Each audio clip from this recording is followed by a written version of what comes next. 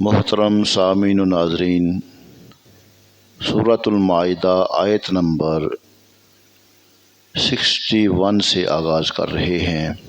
اللہ سبحانہ و تعالی نے ارشاد فرمایا، وَإِذَا جَاءُوكُمْ قَالُوا آمَنَّا، اور جب تمہارے پاس آئیں تو کہتے ہیں ہم مسلمان ہیں۔ وَقَدْ دَخَلُوا بِالْكُفْرِ وَهُمْ قَدْ خَرَجُوا بِهِ، اور وہ آتے وقت بھی کافر تھے اور جاتے وقت بھی کافر۔ وَاللَّهُ عَالَمُ بِمَا كَانُوا يَكْتُمُونَ، اللہ خوب جانتا ہے جو چھپا رہے ہیں۔ اور جب تمہارے پاس آتے ہیں تو کہتے ہیں ہم مسلمان ہیں، حالانکہ وہ آتے وقت بھی کافر تھے اور جاتے وقت بھی کافر ہی تھے، اور اللہ خوب جانتا ہے جو وہ چھپا رہے ہیں۔ یہ آیت یہودیوں کی ایک جماعت کے بارے میں نازل ہوئی، جنہوں نے سرور دو عالم صلی اللہ علیہ وآلہ وسلم کی خدمت میں حاضر ہو کر اپنے ایمان و اخلاص کا اظہار کیا اور کفر و گمراہی کو چھپائے رکھا۔ اللہ تعالیٰ نے یہ آیت نازل فرما کر اپنے حبیب صلی اللہ علیہ وسلم کو ان کے حال کی خبر دی۔ منافق بد اعتقادی کے ساتھ آتے تھے تو جیسے آتے ویسے ہی جاتے، اور صحابہ رضی اللہ تعالی عنہم عقیدت و محبت کے ساتھ آتے تو فیض کے دریا سمیٹ کر جاتے تھے۔ اس سے معلوم ہوا کہ بد اعتقادی کے ساتھ کسی کے پاس جانے والا کبھی اس سے فیض نہیں اٹھا سکتا۔ وَتَرَىٰ كَثِيرًا مِّنْهُمْ يُسَارِعُونَ فِي الْإِثْمِ وَالْعُدْوَانِ، اور اللہ سبحانہ وتعالیٰ نے فرمایا، اور ان میں تم بہتوں کو دیکھو گے کہ گناہ اور زیادتی وَأَكْلِهِمُ السُّحْتَ، اور حرام خوری پر دوڑتے ہیں۔ لَبِئْسَ مَا كَانُوا يَعْمَلُونَ، بے شک بہت ہی برے کام کرتے ہیں۔ اور تم ان میں سے بہت سے لوگوں کو دیکھو گے کہ گناہ اور زیادتی اور حرام خوری کے کاموں میں دوڑے جاتے ہیں، بے شک یہ بہت ہی برے کام کرتے ہیں۔ یہاں یہودیوں کے بارے میں فرمایا گیا کہ تم ان یہودیوں کو دیکھو گے کہ گناہ اور زیادتی اور حرام خوری کے کاموں میں دوڑے جاتے ہیں۔ بعض مفسرین نے فرمایا کہ یہاں گناہ سے مراد توریت کی وہ آیات چھپانا ہے جن میں تاجدار رسالت صلی اللہ علیہ وسلم کی عظمت و شان کا بیان تھا، اور زیادتی سے مراد توریت میں اپنی طرف سے بڑھا دینا ہے، اور حرام خوری سے مراد وہ رشوتیں ہیں جو یہ لے کر توریت کے احکام بدل دیتے تھے۔ ویسے تو اس میں ہر گناہ اور نافرمانی کو شامل ہے، اور یہاں یہودیوں کو جو صفات بیان کی گئی ہیں ان پر غور کرنے کی حاجت ہے کہ ظاہری لفظی معنی کے اعتبار سے گناہ، زیادتی اور حرام خوری کے کاموں میں بھاگ کر جانا ان کی صفت بیان کی گئی ہے۔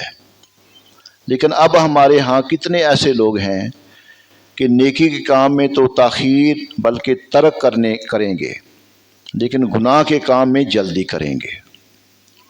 کسی کی مدد کرنے، اسے ظلم سے بچانے میں کنی کترا کر گزر جائیں گے، لیکن ظلم و زیادتی میں اپنی قوم یا علاقے یا تحریک کے جھنڈے نیچے تعصب کے ساتھ موجود ہوں گے۔ حلال تو ان کے گرے میں اٹکے گا، لیکن جہاں حرام کی توقع ہوگی، رشوت ملے گی، سود ملے گا، خوب ناجائز تجارت کا فائدہ نظر آئے گا، وہاں بھاگ کر چلے جائیں گے۔ تو اللہ سبحانہ و تعالی نے ارشاد فرمایا، لولا ینہاہم الربانیون والاحبار، اور انہیں کیوں نہیں منع کرتے ان کے پادری اور درویش، ان قولہم الاسم واکلہم السحت، گناہ کی بات کہنے اور حرام کھانے سے۔ لبئس ما کانوا یصنعون، بے شک بہت ہی برے کام کر رہے ہیں۔ ان کے درویش اور علماء انہیں گناہ کی بات کہنے اور حرام کھانے سے کیوں نہیں منع کرتے، بے شک یہ بہت ہی برے کام کر رہے ہیں۔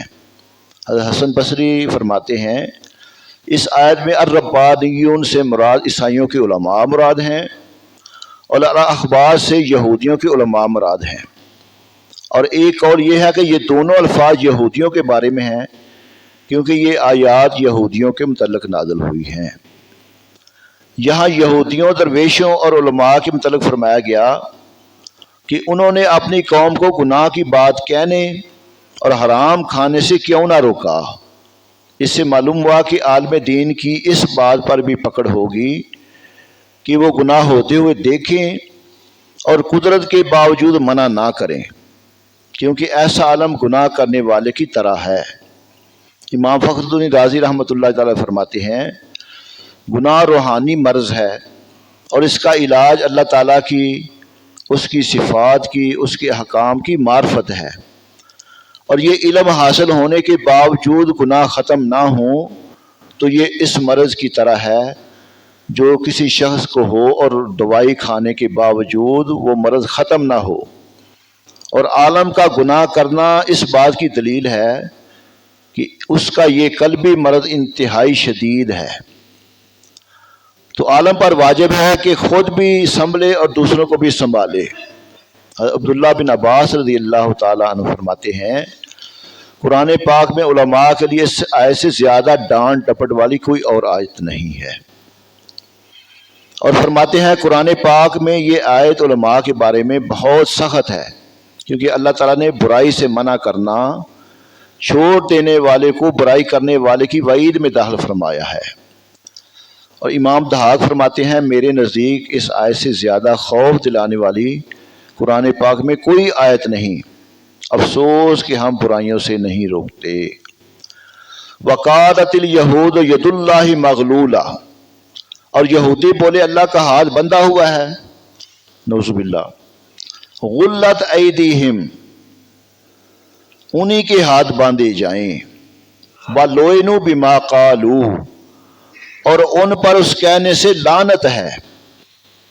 جو انہوں نے کہا نا اللہ کا ہاتھ باندھا ہوا ہے، تو اس کے متعلق اللہ فرما رہا ہے اس بات کے کہنے پہ ان پر اللہ کی لعنت ہے۔ بل یداہ مبسوطتان، بلکہ اس کے ہاتھ کشادہ ہیں، ینفق کیف یشاء، جسے چاہے وہ عطا فرماتا ہے۔ وَلَا يَزِيدَنَّ كَثِيرًا مِّنْهُمْ مَا أُنزِلَ إِلَيْكَ مِن رَّبِّكَ طُغْيَانًا وَكُفْرًا، اے محبوب یہ جو تمہاری طرف تمہارے رب کے پاس سے اترا اس سے ان میں بہتوں کو شرارت اور کفر میں ترقی ہوگی۔ وَأَلْقَيْنَا بَيْنَهُمُ الْعَدَاوَةَ وَالْبَغْضَاءَ إِلَى يَوْمِ الْقِيَامَةِ، اور ان میں ہم نے قیامت تک آپس میں دشمنی اور بیر ڈال دیا۔ کلما اوقدوا نارا للحرب اطفاها اللہ ویسعون فی الارض فسادا واللہ لا يحب المفسدین، اور فرمایا جب کبھی لڑائی کی آگ بھڑکاتے ہیں اللہ اسے بجھا دیتا ہے، اور زمین میں فساد کے لیے دوڑتے پھرتے ہیں، اللہ فسادیوں کو نہیں چاہتا۔ اور یہودیوں نے کہا اللہ کا ہاتھ بندھا ہوا ہے، اس کے ہاتھ باندھے جائیں، اور ان پر اس کہنے کی وجہ سے لعنت ہے، بلکہ اللہ کے ہاتھ کشادہ ہیں، جسے چاہتا ہے خرچ فرماتا ہے۔ اے حبیب یہ جو تمہاری طرف تمہارے رب کی طرف سے نازل کیا گیا ہے یہ ان میں سے بہت سے لوگوں کی سرکشی اور کفر میں اضافہ کرے گا، اور ہم نے قیامت تک ان میں دشمنی اور بغض ڈال دیا۔ اور جب کبھی یہ لڑائی کی آگ بھڑکاتے ہیں تو اللہ اسے بجھا دیتا ہے، اور یہ زمین میں فساد پھیلانے کے لیے کوشش کرتے ہیں، اللہ فساد پھیلانے والوں کو پسند نہیں کرتا۔ اس آیت کے شان نزول کے بارے میں حضرت عبداللہ بن عباس رضی اللہ تعالیٰ نے فرمایا یہودی بہت خوشحال نہایت دولت مند تھے، جب انہوں نے رسول اللہ صلی اللہ علیہ وآلہ وسلم کی تکذیب و مخالفت کی تو ان کی روزی کم ہو گئی۔ اس وقت فنحاس یہودی نے کہا کہ اللہ تعالیٰ کا ہاتھ باندھا ہے، یعنی معاذ اللہ وہ رزق دینے اور خرچ کرنے میں اللہ بخل کرتا ہے۔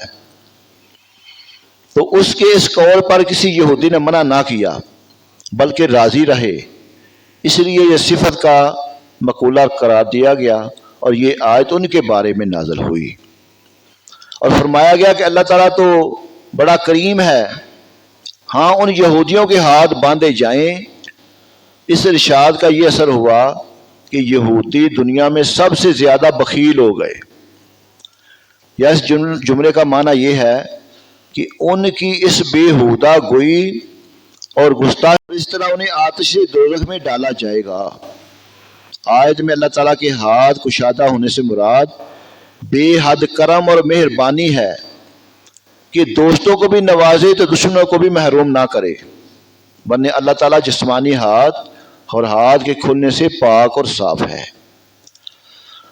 اور فرمایا کہ اللہ تعالیٰ اپنی حکمت کے موافق جیسے اور جس کو چاہتا ہے عطا فرماتا ہے، اس میں کسی کو اعتراض کرنے کی مجال نہیں.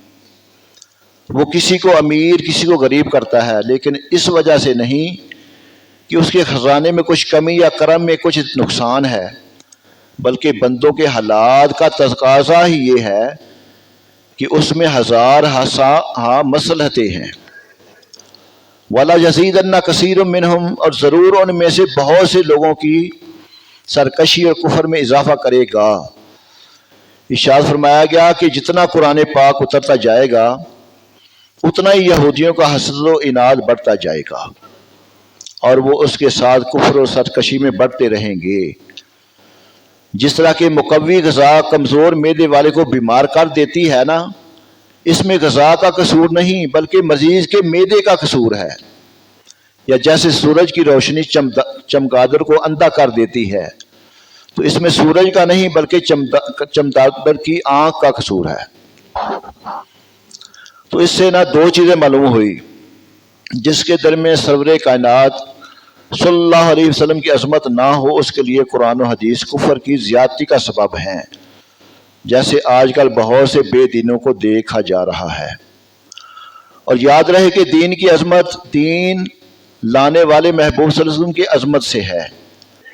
اب بندہ قرآن کی عظمت تو بڑی بیان کرے، لیکن قرآن والے کی عظمت بیان نہ کرے، جس پر قرآن نازل ہوا ہے، جس کی شان قرآن بیان کر رہا ہے.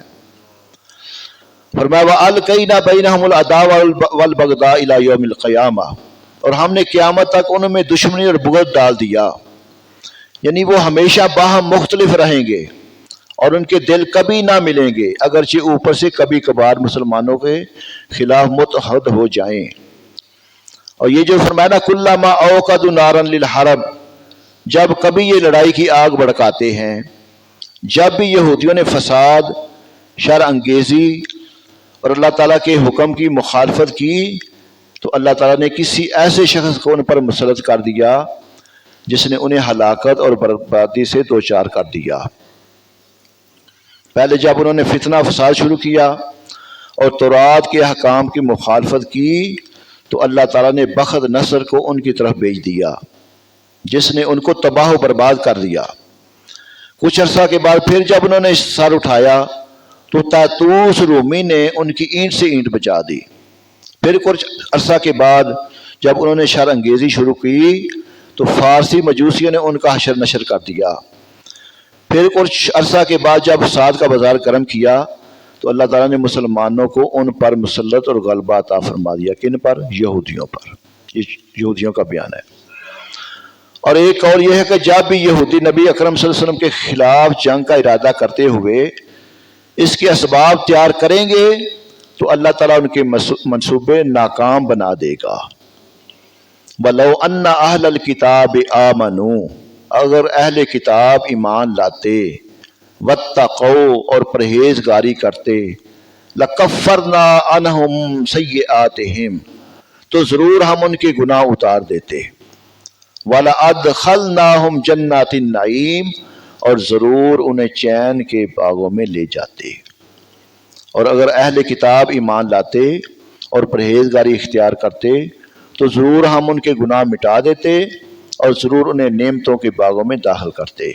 اہل کتاب کے متعلق فرمایا کہ اگر یہ ایمان لے آتے اور ان کے گناہ بخش دیے جاتے اور یہ جنت کے مستحق قرار پاتے. اس آیت میں ایمان لانے کی آخری جزا کا بیان ہے، اور اگلی آیت میں ایمان لانے کی دنیوی جزا کا بیان کیا گیا ہے. فرمایا وَلَوْ أَنَّهُمْ أَقَامَوا التَّوْرَاةَ وَالْإِنْجِيلَ، اگر قائم رکھتے تورات اور انجیل، وَمَا أُنزِلَ إِلَيْهِمْ مِنْ رَبِّهِمْ جو کچھ ان کی طرف ان کے رب کی طرف سے اترا، लअकलू मिन फौकहिम व मिन तहति अर्जुलिहिम, तो उन्हें रिज़्क मिलता ऊपर से और उनके पाँव के नीचे से। मिनहुम उम्मतुन मुक़्तसिदा, और उनमें कोई गिरोह इत्दाल पर है। व कसीरुम मिनहुम साअ मा यअमलून, और उनमें अक्सर बहुत ही बुरे काम कर रहे हैं। फरमाया अगर वो तौरात और अंजील और जो कुछ उनकी तरफ उनके रब की जानब से नाज़िल किया गया है उसे कायम कर लेते तो उन्हें उनके ऊपर से और उनके कदमों के नीचे से रिज़्क मिलता। उनमें एक गिरोह इत्दाल की राह वाला है और उनमें अक्सर बहुत ही बुरे काम कर रहे, किताबों पर अमल करते, इस तरह के नबी करीम सल्लल्लाहु अलैहि वसल्लम पर ईमान ले आते और आप सल्लल्लाहु अलैहि वसल्लम की इत्तबा करते, क्योंकि तौरात और इंजील में उसी का हुक्म दिया गया है। और दीगर तमाम किताबें जो अल्लाह ताला ने अपने रसूलों पर नाज़िल फरमाई, सब में इमामुल अंबिया सल्लल्लाहु अलैहि वसल्लम का जिक्र और आप अलैहिस्सलाम पर ईमान लाने का हुक्म है। तो अगर वो इस हुक्म पर अमल कर लेते तो उन्हें उनके ऊपर से और उनके कदमों के नीचे से रिज़्क मिलता, यानी रिज़्क की कसरत होती और हर तरफ से उन्हें रिज़्क पहुँचता। तो इस आयत से मालूम हुआ कि दीन की पाबंदी और अल्लाह ताला की इताअत और फरमाबरदारी से रिज़्क में वुसअत पैदा होती है। अबू इसहाक हमदानी रज़ी अल्लाह ताला अन्हु से मरवी है, नबी करीम सल्लल्लाहु अलैहि वसल्लम ने इरशाद फरमाया, जिसे उम्र में इजाफा होना और रिज़्क में ज़्यादती होना पसंद हो तो उसे चाहिए कि वह अल्लाह ताला से डरे और रिश्तेदारों के साथ सिला रहमी करे। और अब्दुल्ला बिन मसूद से रवायत है, हजूर अक़दस सल्लल्लाहु अलैहि वसल्लम ने इरशाद फरमाया, ऐ लोगो, जो चीज़ तुम्हें जन्नत के करीब और जहन्नम से दूर कर सकती है उसका मैंने तुम्हें हुक्म दे दिया, और जो चीज़ तुम्हें जहन्नम के करीब और जन्नत से दूर कर सकती है उससे मैंने तुम्हें मना कर दिया। बेशक रूहुल अमीन अलैहिस्सलाम ने मेरे दिल में ये बात डाल दी है कि कोई जान उस वक़्त तक मरेगी नहीं जब तक वो अपना रिज़्क पूरा ना कर ले। लिहाजा तुम अल्लाह ताला से डरो और अच्छे तरीके से रिज़्क तलब करो, और रिज़्क का आहिस्ता पाना तुम्हें इस बात पर ना उबारे कि तुम अल्लाह ताला की नाफरमानी के जरिए रिज़्क तलब करने लगो, क्योंकि जो चीज़ अल्लाह ताला के पास है वो उसकी इताअत के जरिए ही हासिल की जा सकती है। और फरमाया मिनहुम उम्मतुन मुक़्तसिदा, उनमें एक गिरोह इत्दाल की राह वाला है। इरशाद फरमाया कि सारे अहले किताब यकसा नहीं हैं, बल्कि बाज़ इत्दाल पसंद हैं और वो हद से तजावज़ नहीं करते। ये यहूदियों में से वो लोग हैं जो ताजदार रसालत सल्लल्लाहु अलैहि वसल्लम पर ईमान ले आए, जैसे हज़रत अब्दुल्ला बिन सलाम रज़ी अल्लाह ताला अन्हु, जबकि बकिया अक्सरियत नाफरमान है जो कुफर पर जमे हुए हैं। तो अल्लाह सुब्हानहु व तआला हमें कुरान पाक के अहकामात को समझ कर अमल करने की तौफीक अता फरमाए।